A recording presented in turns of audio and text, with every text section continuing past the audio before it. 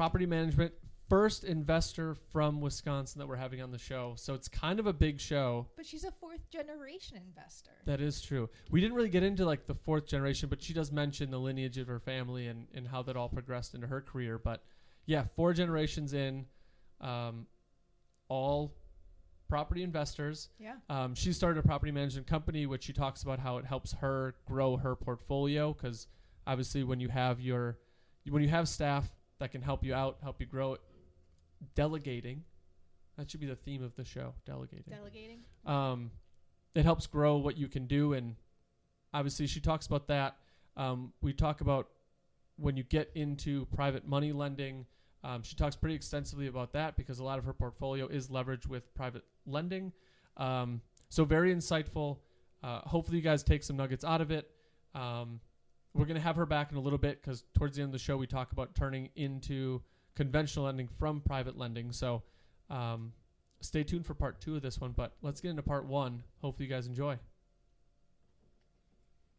So I'm actually a 4th generation real estate investor. My parents, my grandparents, and actually a set of great-grandparents were all real estate investors. So I very much grew up in the industry. When I was a kid, I actually traded chores at home for working on rental properties on the weekend and the summer, and I won't complain because I didn't have to do my laundry till I moved out of the house. That's awesome. That's some great, like, real-world experience. Oh, absolutely. I mean, I learned so much just from hands-on experience with both my parents, a little bit with my grandparents, but definitely my parents, because at the age of 9, like I was going to networking events with them for real estate. I was doing showings with them. Well, not doing them, but I was sitting coloring a book or whatever you have it in the background. Yep. And so I absorbed so much of this early on. And my dad says I learned how to paint a room before I even knew how to write my name. That's awesome. I love it. My husband didn't know how to paint a room until like 2 years ago. So you've got a little bit of a jump start on your husband. Yeah. That's cool that because I take my son sometimes when I go to showings or when we're on the job site doing a flip. Like I'll take my son with. He's got his tool belt and his toolbox with a mini hammer. Give him some boards and some nails to just go kind of work on whatever he's working on. I need to do that with mine. Yeah, he built our house. He actually did set floors. So he knows how to do flooring. He doesn't know how to tie his shoes, but he knows how to do flooring. See, and that's the amazing things when you grow up in this. Like, there's really simple things kids know that you don't, but you could do much more complicated things. Yeah. So that's cool that it kind of sat with you all these years, and now you're taking the knowledge that was kind of embedded in you, whether you wanted that or not, I guess, but to carry on the family business. Yeah. So that's awesome. And it still is a family business because I invest with my brother. He's actually my partner as well, so we're doing this together. Awesome. And where are you guys out of? So our rental properties are actually in Rock County, Wisconsin. Oh, really? Rock County. Yes. Why? I'm from Wisconsin, and I don't know where that is. I don't know where that is. I'm not from Wisconsin. So Rock County covers like Beloit, Janesville. It's just south of Madison. Gotcha. Okay.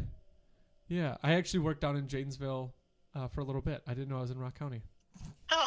Learned something new. Well, that's awesome that you're, at least within Wisconsin, you're the first investor that we've had Wisconsin that works in Wisconsin. So that's a first. Yay. This is where we need a soundboard. We need like fireworks or some cheering. So did you kind of align with your family, or did you kind of go off on your own, start your own company? Obviously you don't eliminate your family. I'm sure you still talk with them and bounce ideas off of, but are you fully independent, or do they kind of come on board with what you're doing?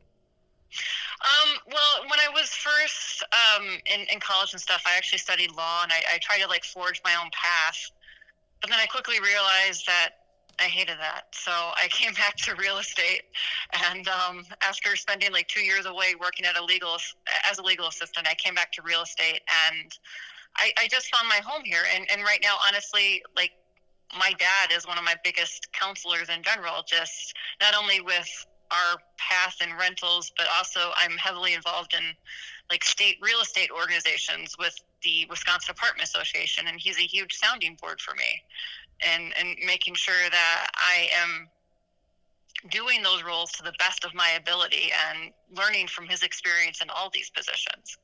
That's cool. It sounds like you have like a built-in mentor with your dad. I do. I am so very lucky in that aspect. I'm so very lucky. And I'll be honest, like my dad and I always didn't have the greatest relationship as a teenager. I think I butted heads with him a lot. But now that I'm in my 30s, I definitely view him a lot differently. Yeah. It's No, funny that's how cool. that happens. Right. I keep telling my son, like, he's got two brothers with him, and like, you guys fight now, and I know you do, but one day you guys will be best friends. Obviously a different relationship between daughter and father and brothers, but when you grow up, you just see people in a different light and something clicks. I just tell my Yes. 8-year-old not to hate me when he's a teenager, hoping that'll work. It'll work. So when you look for a property, is there like an asset class that you guys try to sit in, or is every property an opportunity and you try to take it where it can go? How do you kind of delineate? Really, Chris and I and my brother, we've always sort of focused on more of, I'd say, maybe a high C on the low end, but usually in the B- and B areas usually. Okay. And for the listeners, A class is like your luxury, either home or apartment, and then obviously B, C, D, it goes down from there. Is it a... I just learned something new. For the asset class that you're looking at, is it multifamily, like 100 unit plus? Is it duplexes? We do, so I prefer personally quads. My brother tells me not to be so picky, don't look a gift horse in the mouth. So we have a mixture of quads and duplexes because he won't let me look a gift horse in the mouth and say no. So he's very much my sounding board. It keeps me in line. So we've always done duplexes and quads.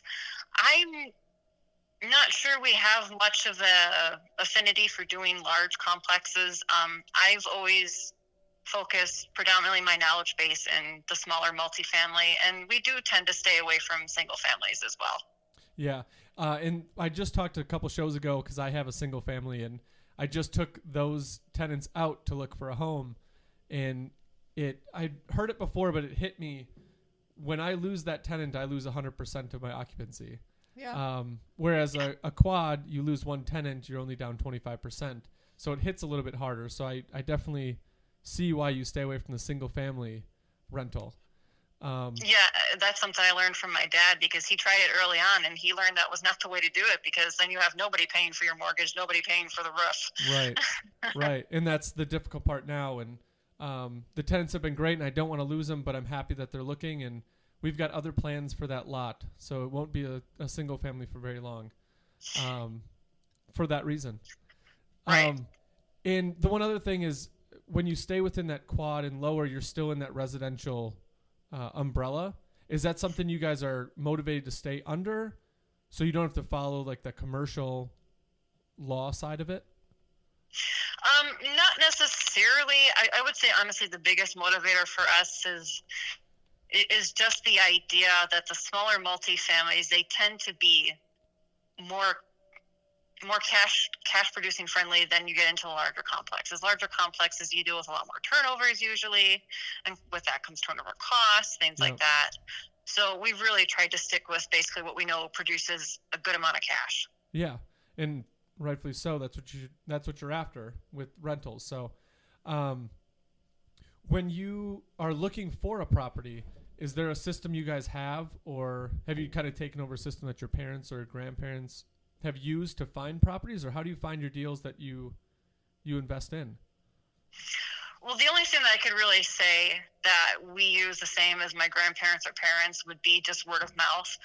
As my dad likes to point out, technology is 20 times different than even when he was actively investing. So Yeah.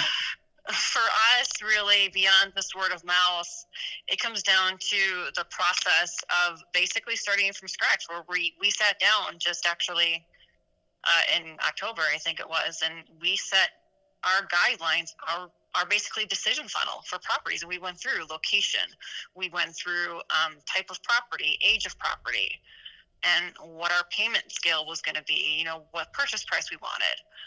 And then we moved on to just getting familiar with the different counties that we were okay with investing in, getting an idea of where the prices are at right now, getting an idea of where we want to actually be calendar-wise. So we set the goal for the first property purchase to be in June or July of this year. So we're just going through, we're watching what's coming on the market. We're watching what's coming across Facebook groups, word of mouth, and just being sure that we're ready to jump when someone says they have something that meets within our funnel. Yeah. And when you look at your area, are you looking for more of a metro, close to like the downtown area? Are you looking for those second tier communities? What kind of goes into that delineation for you guys? Well, as far as thinking about that, we've both made the decision that we want to stay out of municipalities or counties even, that tend to have a high level of red tape associated with rental properties. Yep. So for that reason, we're steering clear of here in Wisconsin, Milwaukee County, Dane County, because those are two counties that have a high level of regulatory regulations against the rental industry. I hear you there, because I stay far clear of those. Yes. I try and keep it as simple as possible. So we're looking, honestly, for some of the smaller metro areas. So we're looking at places, I mean, people aren't familiar with Wisconsin, maybe as your listeners, but we're looking at smaller cities. That we're looking at like Waukesha, Jefferson, Janesville, Beloit. Those are sort of your smaller cities that don't necessarily have too much red tape. Yeah. I send mailers out to Waukesha and Brookfield all the time, pretty much Waukesha County. And any property that I see. So if you've gotten a mailer from me, I apologize. Not yet, but I'll look for it. All right. No, and I like the Waukesha area. It's funny that you bring that up. I feel like it's such a middle ground between the Milwaukee County and Dane County, where people will live there when they still experience those counties, but they don't really want to live in those counties. Right.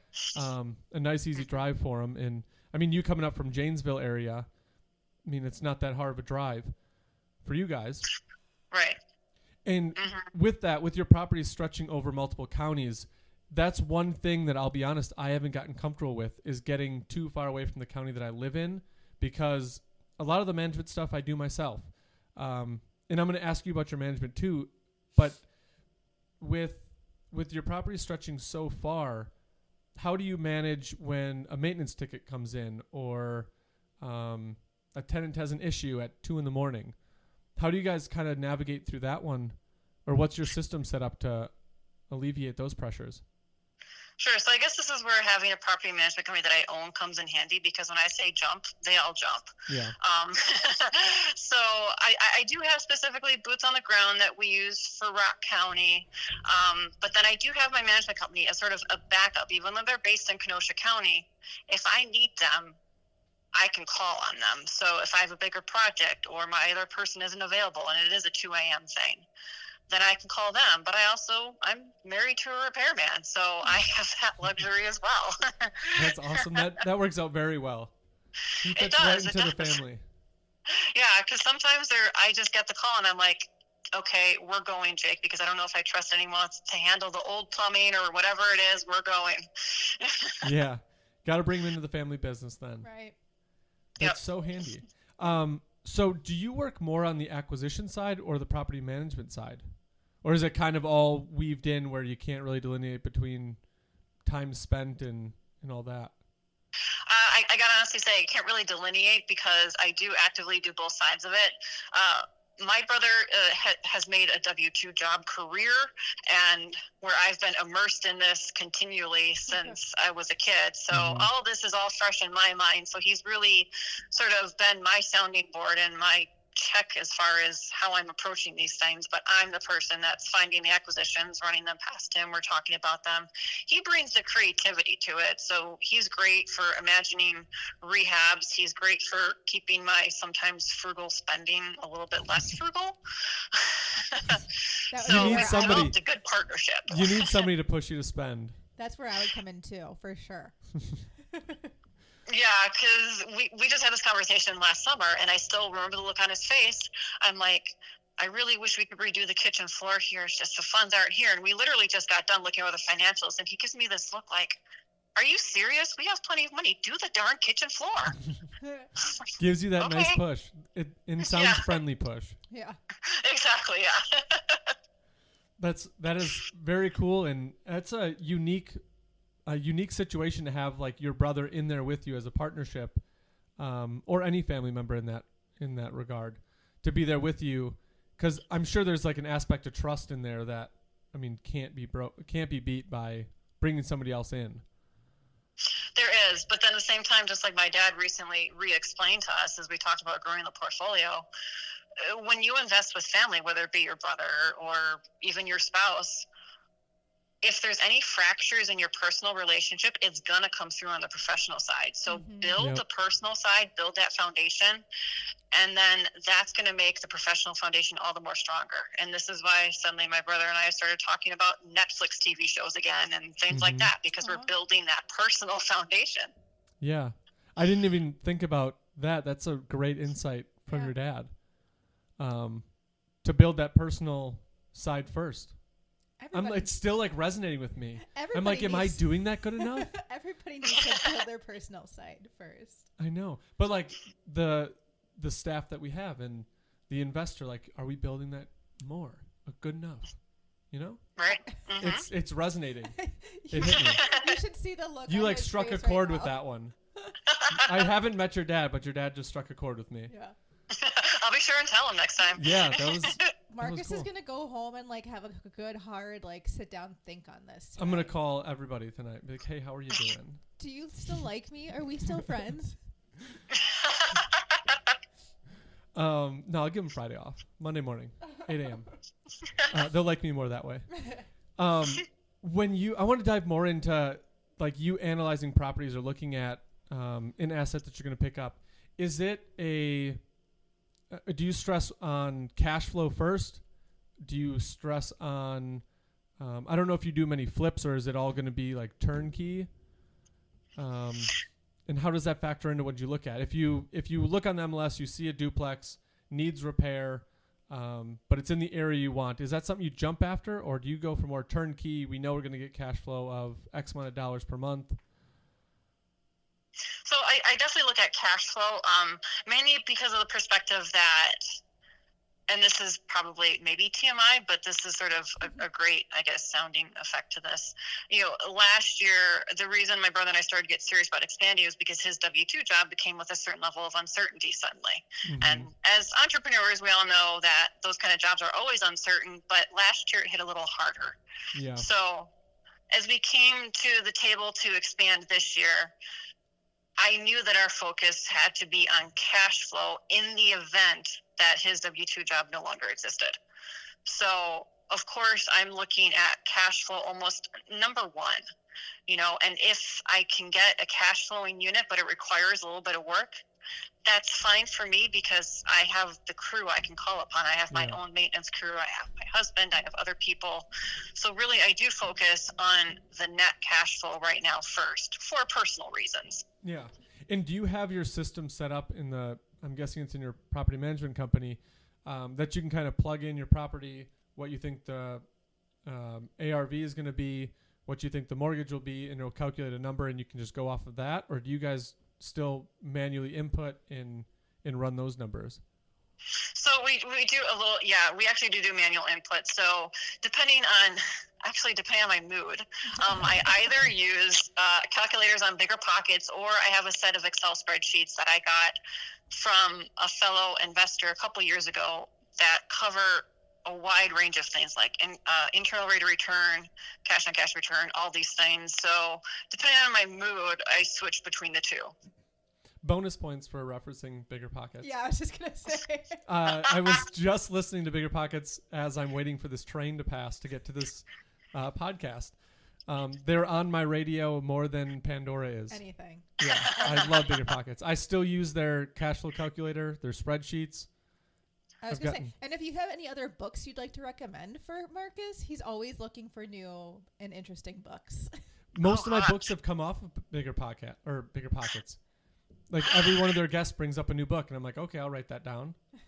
So I guess, you know, the most, like, if we're talking real estate, the real estate book that I'm tending to recommend a lot more now, it's a very long title, but it's by a gentleman named Frank Gianelli. I'm going to get this wrong, but it's what every real estate investor needs to know about cash flow. It's a very math-heavy book, but it's absolutely worth it. I suck at math. I don't really like it, but I was able to get through the book. So even if you're math shy or you're like, I couldn't pass Algebra 1, it's okay. You'll get through this book, but it's really, really informative, and it really kind of hits you in the face as far as, wow, there's a lot more to numbers than even you learn on Bigger Pockets. Yeah. He's writing it down right now. I'm actually going on to Amazon to put it in my shopping cart. Which is a great book. I know I've heard it on there. It's one of the books that I haven't read yet or purchased, but it is in my shopping cart, and I will do that. It's definitely not an audiobook one, by the way, because my brother tried that. He's like, I cannot listen to this in the car because it's that dense. Oh, boy. It's one that you need a pen and paper to write down. Yeah, exactly. What were, just for the audience, what was the title of the book again? And then what were your biggest takeaways from that book that kind of like made you go to the next gear or the next level in your business? Sure. So I believe the title is What Every Real Estate Investor Needs to Know About Cash Flow. Okay. If you Google that, you're going to it's going to show up as a result. It's just such a long title. I have a hard time remembering it. And we'll get the name right, and it'll be in the show notes. Yeah. So, oh, perfect. Yeah, no problem with that. The biggest thing that I took away from that really sticks in my mind is that as far as the best time to exit a property, it's not always necessarily at the end of 27 and a half years when you can no longer write off the depreciation. When you run numbers in the complex way that he does, you might learn the best time to sell it is 3 years later, 4 years later. And it's all based on this idea of future value of money and present value of money, which I can't even begin to get into in this podcast, but that was the biggest thing I took away from it. Oh, I did not know that. So that's my little teaser of why I need to get this book. Okay. To read why. I'll mark that down. Yep, writing it down. Yeah, we'll get the title right. We'll put in the show notes for that one. Is there, and I'm always curious because to me, investing and being an entrepreneur, everybody has that one pivotal moment that kind of tips the scale to where they're like, all right, I'm done doing either the 9 to 5 or I'm done doing this job. It's either, from what I've seen, a podcast or a book or a person they've talked to or a mentor that has kind of tipped the scale. Was there a book that you read or something you listened to, or was it family influence that was just like, yeah, that's the direction I need to go, or this changed my mindset and I see it now and this is what I need to do? It was actually none of the above. If I'm completely honest, and this is going down a rather personal path, but my sort of aha moment was back in 2013, I was working at the law firm during my little brief stint outside of real estate. And I was going through some major life changes. My aunt, who I was severely close to, was more like a sister to me, passed away of cancer. And I was still in the throes of grief for that. And I remember going on lunch at the law firm and just going to a parking lot and calling my parents in absolute tears because I was just absolutely miserable, not only with what was going on personally, but just being in that environment and like not being able to drop everything at that moment to go help my dad who was still grieving, or even like my brother was fresh having kids. It's like not being able to help babysit when they needed it or anything like that. And I just told my dad, I'm like, I can't do this. This is not what I want for my life. I want to be able to help the people that I love. And that was when he said, we need to have a conversation about becoming a true entrepreneur then, because that's the only way that you're going to be able to get personal fulfillment. Mm-hmm. Work-life balance is incredibly important. And I think that being in this field has allowed that for a lot of people. Mm-hmm. Mm-hmm. No, that's yeah, good. And I'll let you go. Sorry. It's something that I look back on that, and it was like the absolute lowest point of my life recently. But it was that pivotal moment that I really needed to fully embrace what I really feel now is my destiny. Yeah. And it wasn't too personal, so don't worry. We had an episode last week where this investor, he's actually out of Toronto, I believe. He kind of went into his background, and he came from a background where he was in medical sales and making a lot of money, but his work-life balance was just way out of whack. And he talks about where he hit rock bottom in literally just the mindset shift and things just took off in the right direction. He's more personally fulfilled. He's helping the people that he wanted to help. And I feel like every entrepreneur can pinpoint exactly when that mind shift happened in their life. It's all different. It's all personal, obvious, but they always have that one point that was just like, this is it. I remember when mine was. When was yours? I was working for a commercial cleaning company as an executive assistant in Waukesha, and my boss was the most god-awful boss that you could ever have. Like, he wouldn't pay employees if they did something wrong. He'd withhold their paychecks, and I was like, who does that? That's awful.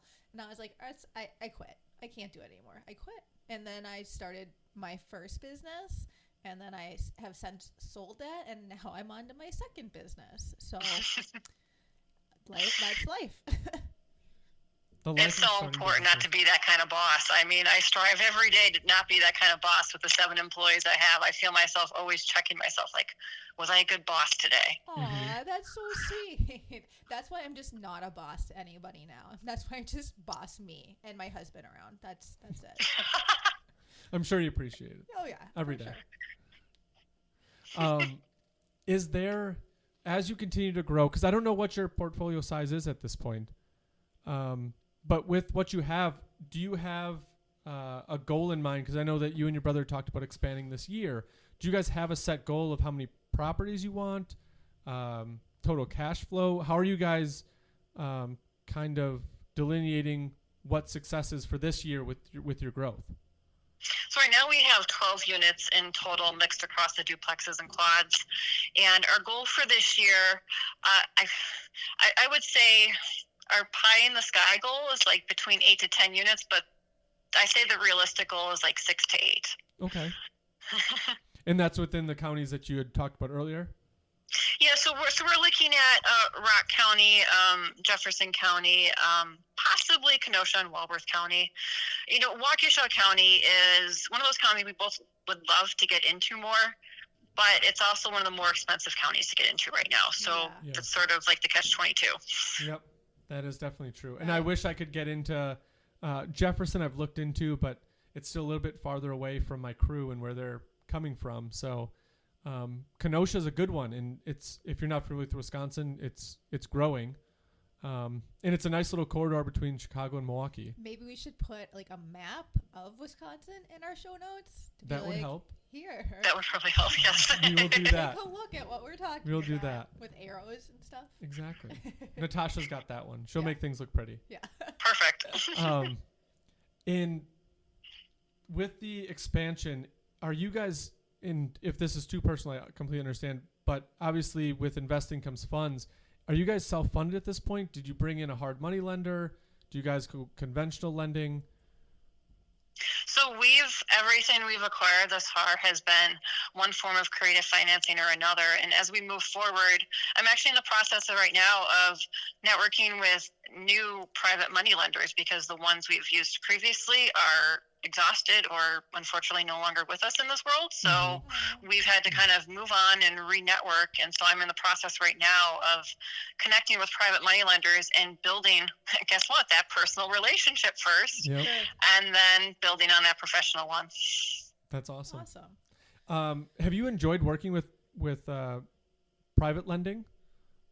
I have actually, because for me personally, it was almost the only avenue that we have, because I guess this is sort of like the triumphant story, but in 2009, I was diagnosed with cancer. We didn't have insurance at the time. I went through 9 months of chemo. I had 2 years of extended therapy to make sure my cancer never came back. And because of that, of course, came huge hospital bills, so we ended up filing for bankruptcy, which really makes it very hard to get a residential home loan, let alone anything that you're not going to be living in. So our only avenue when we started out in 2012 with my brother was actually going through private money, seller financing, and those sort of relationships. That's good that you've had like a positive experience, because you hear people they tried going private lending in just the horror stories that came with it. But it's proof that it can be done, which is awesome to hear, and hopefully our audience sees that it can be done once you build that relationship with the person. One thing you don't want to do is go in cold. And I don't know if you've ever experienced that, going into a hard money lender when there is no personal relationship and it's more of a need basis. But I feel like that could cause some hiccups. It can, because when it's a need-based relationship, I go back to something like Brandon Turner said early on, like really early on. He says that when you walk into a bank or a hard money lender, they're the ones with all the control. So if you're in the position that you need something from them, they have all the control. Yeah. So when you're building private money relationships and you're building on personal relationships first, they want to do it to help you out more than they want to do it because you're backed into a corner. Mm-hmm. Yeah, it is true. And that's one side of investing that I haven't been into. So I've got a lot of questions on it. And for our audience, I mean, where did you find, or how did you nurture that relationship with your first private lender? Obviously you don't give any names or anything like that, but did you go on the internet? Because obviously technology is crazy. You can go on and type in Google hard money lender and you'll get 100 hits for somebody that wants to lend money. Sure. But it's hard to build that personal relationship through the internet. So what kind of avenues did you take to search out your first private lender or private lenders that you work with now as you're trying to reconnect? When we first started out, I'll be honest, I guess this is where the first time we sort of did cash in our chips on existing relationships through our parents. We actually were able to connect with people of their age that were looking to get out of the business. And they also had money that they had from selling their personal home and sort of starting to live that retirement life that they needed to put places. So we cashed in on that relationship and really sort of not took advantage of it in the negative sense, but we certainly took advantage of it and sort of jumped being able to have that opportunity. Now, as we're rebuilding, we've exhausted what we've had. We're going to the internet. Honestly, we're going to the internet, maybe Google searching, but predominantly it's just being active, even if it's passively, in Facebook groups and just watching threads where somebody mentions private money lending or introduces themselves as a potential private money lender, and queuing in on that, getting contact information and making that first contact with the email, the phone call, whatever it may be. Yeah, and that's the one thing that hopefully our listeners can take away. You can go on Facebook and put in private money lenders, and there's so many groups of people that if you're in real estate or want to get into real estate, you can go in and find somebody on Facebook. Bigger Pockets has the forums. You can go in and find hard money lenders. Facebook is almost like the new Google. It's turning into it. Yeah. Yeah, it really is. But I mean, there's so many people out there. I mean, I started my real estate career with negative money. So, if you listen to past shows, I talk about like how I started, and it was more of a personal side where I had split and I had been left with a lot of debt. So I literally started real estate with negative money, using other people's money, not in like the bad term like you're saying, but using it effectively and starting to build on it is a great way to get yourself to where you want to be, until you can flip it into more of a conventional loan, which I'm sure you guys have done once or twice. No, actually. So we don't have any conventional loans that we have acquired ourselves right now. So we are very fortunate in that aspect. But I believe sort of the sun is setting on that, and I believe we will probably be going down that road with our new avenue where private money lending will cover for maybe 3 years at most, but then we'll cash out that loan into a conventional. Yeah, and that's a whole nother animal once you get there, is the refinance. Because I'm in that same boat. We've got everything out. I'm still in hard money, and I'm now in that threshold where I'm looking to get that either a portfolio loan or just a conventional loan per property, just to get out and pull that cash out. So we'll learn that world together, like the first world experience together. And so you're saying the 3 to 4 year mark. So are you close to that threshold where it's coming up this year, or is that something next year where you guys are going to kind of climb that hill?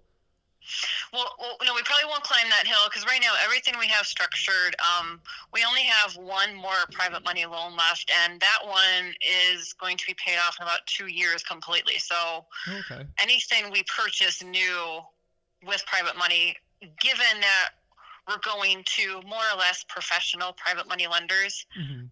We're going into this knowing that, okay, this isn't going to be a 10-year or 15-year or anything like that we may or may not be used to. We're going to need to be able to cash out of this for this person within like 3 years, realistically. Yeah. And that's something that you plan in with, I know you love math. That's something that you plan in when you go into the deal, saying, like, we can buy this, we're going to use this hard money lender. In 3 years, we're going to try to cash out. That's stuff that you all calculate in with your cash flow or whatever formula that you guys use? Oh, absolutely. Because if we're going to be, not that I seek this out, but if we end up in a private money loan where maybe we're only paying interest or something, this has all got to be pre-planned in the calculations. Where are we going to get this equity from? How is this going to affect the cash flow? So absolutely. Yeah, that's, I remember when I started going in I remember this distinctly. I was on a run. Because for some reason with me, running clears my head and I can think way better. And it's not like a competitive, like I'm going to train for a marathon. I just go out and I run whatever pace it is. And I remember like, okay, I've got no money. I know that I wanted to get into real estate. What can I do? And I actually stopped on my run and on my phone, I Googled hard money lender and I called somebody. And I don't know what company it was, but it was one of those mega hard money lenders. It was like, at that point, like 13 or 14% in 5 points. And I was like, I don't know what that means, but when I get back to my run, I'm going to look this up. And this was how elementary I was. I had no idea what a point was. I had no idea. Well, I mean, I kind of had an idea that 14% is high. Right. But I got back and I was like, whoa, this world is complicated. And it's not something that I just learned myself. I went out and I talked to lenders and I was like, why is hard money this way? And just asking a bunch of questions. And I probably look like an idiot. More so than I do every other day. I did it before you said it. You said it. So it doesn't count. Nope. I saw you open your eyes like I got him. So then I just had to say it. I was going to try and be nice though too. Like I was on the fence. I was like, should I be nice or should I be mean? I don't know. I just had to call it out. But when you ask questions to those lenders, so if someone out there is listening and you're opening your world to private lending because you're talking about it, I mean, you can call them and ask questions. Some will be receptive, some won't. But find the person that's receptive to find more information about it because you're not going to learn about it until you get into it. I'm sure there were some nuances that you found out through the whole course of using them that popped up and you're like, I didn't realize that was a thing. Yeah, I think actually, to be honest, I was very blessed because my father heavily used private money. So I had a little bit of an idea of, well, definitely of what not to do. And then I certainly got some idea of the best approach too as well. But definitely the biggest thing that I learned going into this, and I did hear this from my father, and I guess I took it a little bit for granted, and this is when I should really start listening to him all the time. But he had told me when you approach people that aren't involved in real estate to be private money lenders, so if you are going to your family or friends and they're not involved, you need to spend time educating them on real estate investing, how it's not the horror stories that they hear, because the only thing the general public hears is the horror stories about losing money or doing toilets at 2 a.m. So part of approaching these people is educating them on the true opportunities in real estate and making sure they also understand that this isn't like depositing your money even in stocks where you could sell your stock shares and get it back in 6 months. This is a commitment for X amount of time. Yep. I think you need to talk to my father because my father is like so against investing in real estate, like so against it. I have a couple of family members that are hard set against it, and that's part of also why we've gone rather quickly to outside sources, and that's sort of the reality of it, is that sometimes based on people's personal experiences or otherwise, you can't change their minds, and that's when you might be forced to get a little bit more creative with your private money lending. Yeah. And that the topic that you bring about being in the field or being in real estate is so big, because I don't know if people have come to you and approached you with ideas and about something outside of real estate. Invest in this, and I always talk to them like, that sounds like a really great idea. It's not for me. Like, I'm committed to real estate. That is what I'm doing. That's where I'm investing. Right. Not saying your idea is bad. I don't get it. I love being in the world of real estate without actually having to do the sales. But my dad does not understand my like love for it.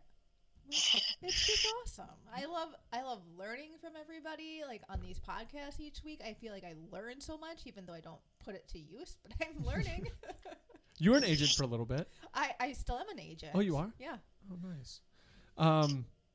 Yeah. So it's nothing against what people are investing in, or what if you or I go to a private money lender and they don't understand real estate. It's not that our idea is bad, just they don't understand what we're trying to do and where they can get to. I'm trying to think of the last person. I think somebody was talking to me about starting up like a restaurant. And I was like, it sounds super cool and I like the concept of it, but I don't get it. And it scares me. And because it scares me, just like Shark Tank, I'm out. Exactly. I hope the best for you, but I'm out. Yes. And, I've been approached by a lot of different things, somebody recently approached me to get involved in a campground. I'm like, I have no clue. And I go back to something Warren Buffett says, that even when you're investing in stocks, don't invest in what you don't understand. Right. So if you don't understand it, don't put your money there. So that's basically the philosophy I follow. Yeah. And I mean, the flip side of that coin is if the person on the other side of the table that you're trying to get understand isn't willing and doesn't want to, it's probably not going to be a great relationship. Mm-hmm. Probably not the person that you want to be a partner with you on that. So, I mean, when you're trying to educate these people and they're just not willing to learn and understand, just let it be how they're presenting themselves, let their colors show, and just move on. There's always more people out there. And I feel like, I don't know if you've talked to other people, they get their first no and they're like, this isn't for me. I can't do it.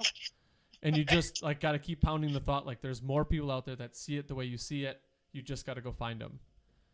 Yes, that's exactly. You've just got to basically tell everyone what you're doing, and eventually opportunities will find you. Yeah. There was some quote that just came up on our Instagram page, someone that we follow, I can't remember who it was, but it said, if you listen to, and this is not in your case because your family gets it, but it said, if you take advice from majority of your family, friends, and coworkers, you're going to fail. And they're basically saying, like the whole caption underneath was saying that they aren't in the world. They're not seeing, they're not motivated like you are. So if you talk to them like, I'm going to take all of my savings and invest in a house, a rental. And they're like, that's the dumbest idea ever. To them, it is probably the dumbest idea ever because they're using their savings to travel. Right. But if my joy is not in traveling or buying, like, I don't know why I thought of like old decorative china glasses. I don't know. That's how my mind works. I'm an idiot. I'm not going to get it. And I know I'm going to say it before you say it again. It's just they're not in that world and they're not motivated. And I mean, they weren't saying it in a negative way, like don't listen to them at all, period. But if you're talking to them about being an entrepreneur and starting your investments and leveraging yourself and extending yourself and they're not getting it, doesn't mean your idea is wrong. You just have to go find people that are going to support the world that you want to create, and things will happen. Like with you, you've got your family. They were a huge kind of stepping stone and support group for you to get to where you and your brother are now. Mm-hmm. So that kind of, it just stuck out when you said that. It's really sort of along the lines of something a dear colleague of mine said at a convention almost 2 years ago now because of the pandemic, but we were sitting at a table chatting and someone came up and they're like, oh, I want to get into real estate, but everyone tells me not to do it. And this colleague of mine turned to this curious investor and said, do you go to your car mechanic and ask him what kind of hairstyle you should get? That's a good one. No. Yeah. So only go to people that are doing what you think you want to do to get advice. Yep. That's true. Yeah, and keep trying to find them. You're gonna get no's. Have you ever read the book Go for No? No, I've actually never even heard of it. Oh yeah, it's a sales book. I must have read that like 10 years ago. But it's a narrative of this sales guy. He goes through and he plans out his week and he's like, okay, I just need to make 10 more sales or 5 more sales at the end of the week to meet my quota. So he has a really good Monday. He gets 2 sales. Tuesday he gets another one. He's like, it's 10 o'clock on a Tuesday. I already have half of my sales done. I'm taking the day off. And Wednesday he doesn't wake up. And then Thursday someone calls and cancels their order. So now he's down to 2. And now he's on Friday and he's like, I need 3 orders, otherwise I'm not getting my quota. And the whole moral of the story, without letting too much out, is to go for the no's or go for the contact points. Talk to as many people as you can and set your goal for how many no's can you get. Because if you get X amount of no's, you're bound to get some yeses. But if you set your benchmark to get your yeses, you're going to get complacent and not push. I was going to say, when I started my business, my second business, my husband was like, you're going to get a lot of no's, Natasha. But that's okay because all you have to do is get one yes. Yeah. I mean, I went through 3 investors saying no. And I felt like I was doing the best work I've ever done, creating my business plan, giving them all the details of what I want to see and what I want this to turn out to in 10, 20 years, and to flat out say no. And I was like, you won't even let me explain? And they're like, no, I'm out. And it was like crushing. Yeah. But then you get the one yes and you're like, okay, let's go. Yeah. You just got to find that one, and I don't know, it takes off. Mm-hmm. But yeah, and it's the same point. You've also got to understand that success isn't linear. You know, everyone thinks success is overnight, suddenly it happened. No, I mean, success, whether it be as a real estate agent or as an investor, it's not linear. It didn't just happen overnight. We've been pounding the pavement. We've been doing the same things for years. And then the momentum just clicks and the opportunities start coming. People start to get to know you. They hear about you. Mm-hmm. And that's when it all comes together. Yeah. Yeah. We're rounding out. I get capped at an hour, so I know we're like getting near that. We are. What I wanted to ask you, when you are approached by somebody who wants to get into real estate investing, or has the idea and just kind of throwing it out casually, what would be the first bit of advice that you'd give somebody, either to get them motivated or, hey, I would start here, this is probably a good way to look? What would you give them in terms of advice to kind of get them started or get the ball rolling? In terms of advice, I always tell people that the first 2 things you want to start doing is educating yourself and networking. Start reading books, start listening to podcasts. Now's the time to do that before you've actually made any financial decisions. You want to get all your learning done, or as much as you can, before you've put money on the table or even other people's money on the table. So absorb as much information as you can. At the same time, this is the time to network. It's crucial. Build these relationships with general contractors, with real estate agents, with whoever, so that when you need their services, they'll jump rather than just cold calling once you need somebody and then trying to get them to react to you. Yeah. And the nice thing about that is everything you said was free. Mm-hmm. Yep. I mean, some networking events may cost a little bit of money, but for the most part, they're free. Yeah, you're not like making relationships is free. Yeah, exactly. Yes. You're not breaking the bank to go meet somebody or to go talk to somebody. I mean, my first dip my toe in real estate was to go look at a duplex. I had no idea, no background. I was just like, duplexes are cool. Let's go look at one.